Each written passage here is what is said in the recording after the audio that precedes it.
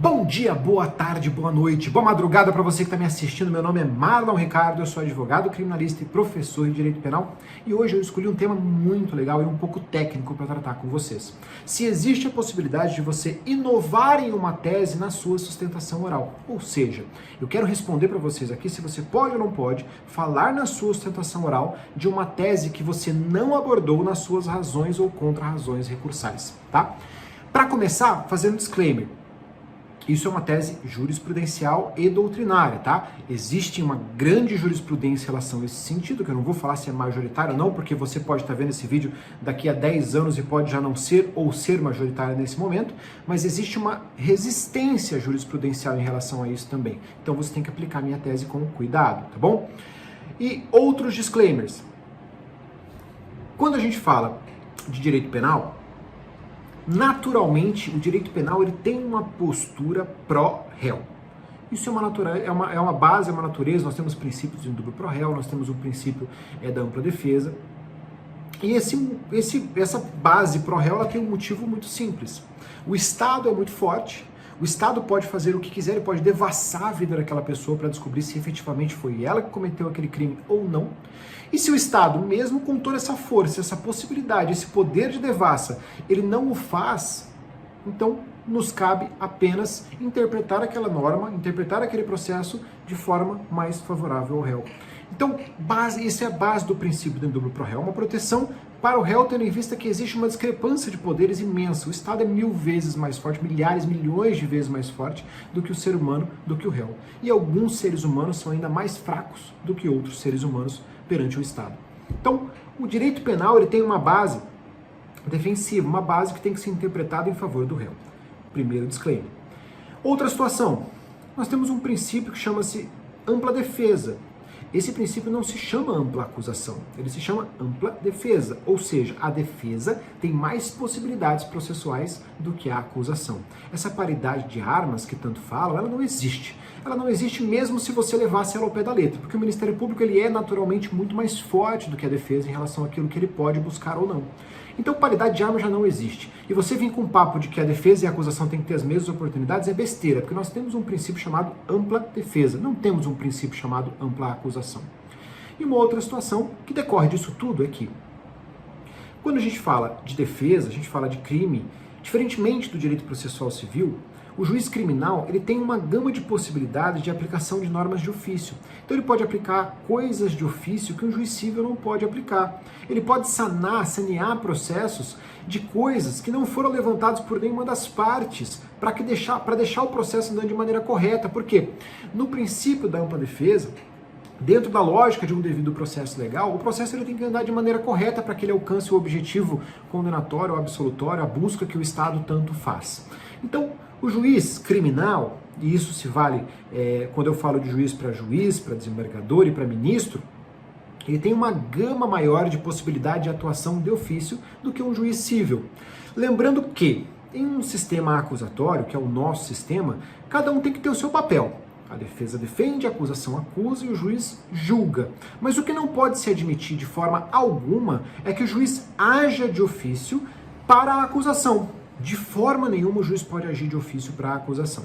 Mas existe, como eu disse, uma série de situações em que o juízo pode agir de ofício em benefício da defesa. Como, por exemplo, nulidades. O juiz pode reconhecer nulidades que são benéficas à defesa de ofício. Juiz, desembargador e ministro, não esqueçam.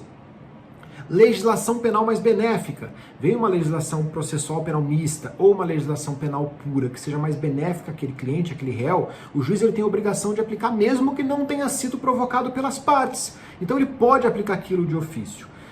Partindo desse pressuposto, e aqui eu volto àquele disclaimer inicial, que isso é uma posição jurisprudencial e doutrinária, logo, não faça isso como uma estratégia processual, porque você pode estar muito mal lá na frente, mas partindo desse pressuposto, é lógico que sim, você pode inovar nas suas alegações orais, você pode inovar na sua sustentação oral, você pode falar na sua sustentação oral de algo que não foi dito no recurso de apelação, ou seja, qual for o recurso, na forma escrita, nas contrarrazões ou nas razões.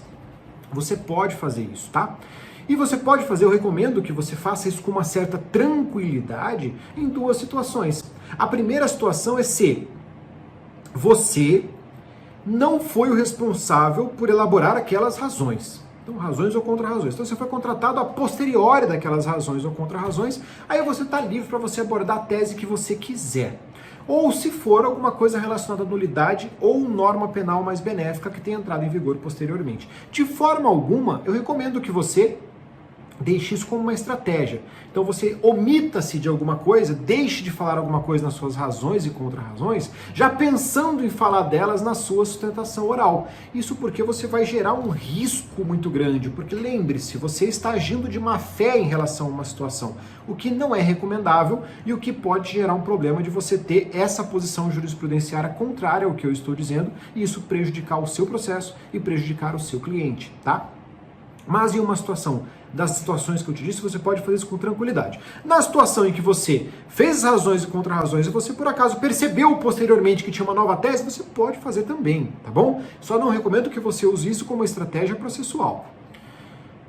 Por que você pode fazer isso? Primeiro, na dúvida, você tem que absolver. Então, se você falar qualquer coisa que possa gerar uma dúvida, isso pode gerar absolvição do seu cliente. E isso pode acontecer, inclusive, de ofício pelos magistrados.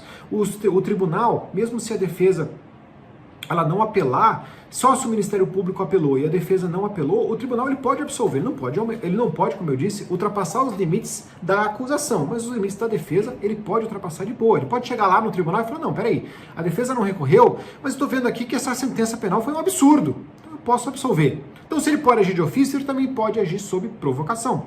Então você pode chegar lá e falar à vontade, fala sobre a tese que você achou.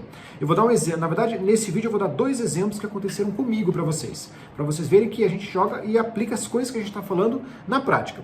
Eu não vou falar quando foi, porque já faz aí provavelmente 2 dígitos de anos aí, o que vai entregar a minha idade, mas eu fui contratado para fazer apenas a sustentação oral de um recurso de apelação. Então eu fui contratado só para a sustentação oral, eu não fiz o contrato de processo cabo a rabo, como eu costumo fazer, então eu percebi que ali teriam algumas possibilidades, falei, eu vou para a sustentação oral. Caso eu não consiga o meu objetivo na sustentação oral, aí você me contrata para fazer recurso especial, recurso extraordinário seria o único possível naquele caso.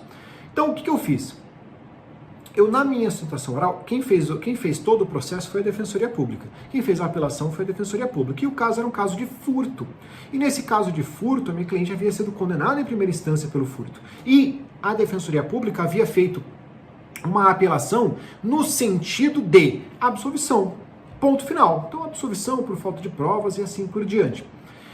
Porém, com a leitura do processo, eu percebi que eu tinha encontrado uma outra tese, que era a tese, à época, da apropriação de coisa achada, que era um crime menor, que ia causar uma consequência mais benéfica à minha cliente.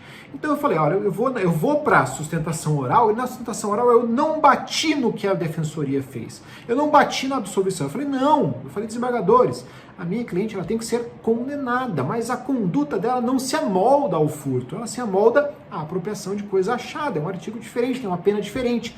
E felizmente, nós obtivemos êxito naquela época. E quando mudou para apropriação de coisa achada, que lembrando, é uma tese que não estava escrita no recurso feito pela Defensoria à época, minha cliente teve uma série de vantagens. Ela teve um processo que retornou à primeira instância, foi oferecida a suspensão do processo, pagou 2, 3 cestas básicas, ficou aí 1 ano se incomodando, mas aquele processo foi arquivado e ela depois pôde viver a vida dela normalmente. E eu usei isso em outra situação há pouco menos tempo, há uns 5, 6 anos atrás.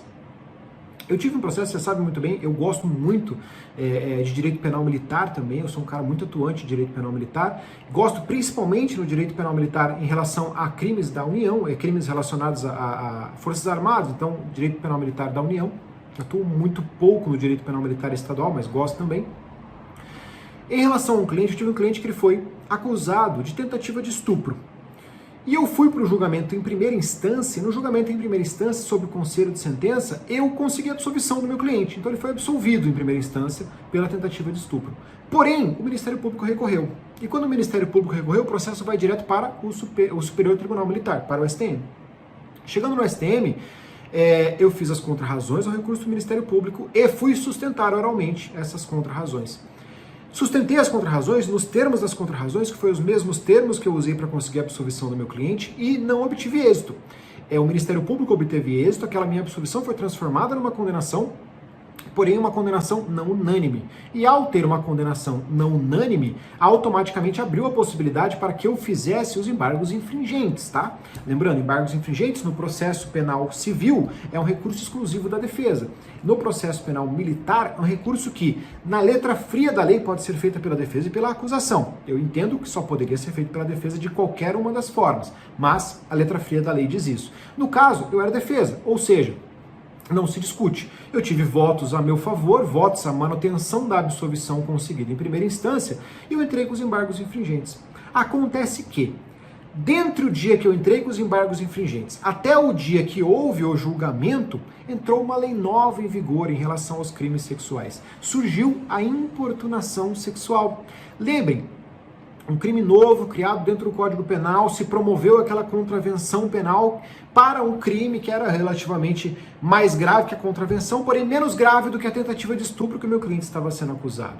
Então o que eu fiz? Na minha sustentação oral, eu ignorei os motivos, os limites do voto, porque quando você faz embargos infringentes, você está dentro dos limites do voto vencido. Então eu ignorei os limites do voto vencido e dentro da minha sustentação oral eu somente bati na aplicabilidade da lei penal mais benéfica posterior. Então aquela lei penal mais benéfica posterior deveria retroagir ao caso do meu cliente, porque eu entendia que naquele caso ela se amoldava de maneira mais específica ao que o meu cliente estava passando. Isso gerou um problema para o tribunal. Por quê? Nós temos aquela situação de pedidos ultra petita e tudo mais, decisões ultra petita, e ele ficou num certo embate. Porém, a tese que foi a tese que eu mais gostei, que surgiu naquele tribunal, foi ignorar os embargos infringentes e decidir se, naquele caso, seria simplesmente feita a manutenção daquela decisão, ou se, ao invés de se discutir o voto que foi feito, o voto que foi benéfico a mim e que era o limite dos meus embargos infringentes, ao invés de discutir-se esse voto, discutir se poderia se fazer um habeas corpus de ofício. Então lembre-se que o juiz criminal ele pode fazer uma série de situações de ofício, inclusive conceder habeas corpus de ofício.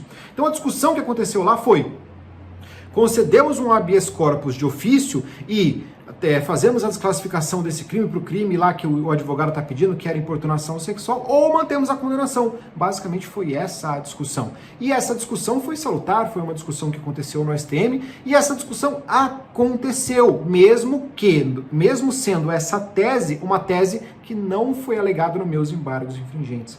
Então você pode, sim, falar a respeito de uma tese que não foi escrita anteriormente na sua sustentação oral. Eu somente ressalto aqui o que eu disse para vocês no começo. Eu não recomendo que você o faça de forma alguma como uma estratégia processual, para você tentar omitir alguma coisa e falar na sua sustentação oral, porque isso pode gerar um problema. Mas, se for a aplicação de uma norma penal mais benéfica, se for a aplicação de uma jurisprudência que aconteceu posteriormente a você ter escrito aquelas razões ou contra-razões e ela seja mais benéfica, ou se for um recurso que não foi feito por você, ou mesmo se foi uma tese que você encontrou posteriormente ao seu recurso escrito, não se acanhe, levante essa tese dentro da sua sustentação oral. No direito penal, você tem que levar em consideração aquela base que vale para todas as pessoas. O não você já tem. Nós nascemos com um não. Nós nascemos com um não dado pelo Estado. Nós temos que sempre buscar esse sim. Beleza? Espero que vocês tenham gostado desse vídeo e até o próximo.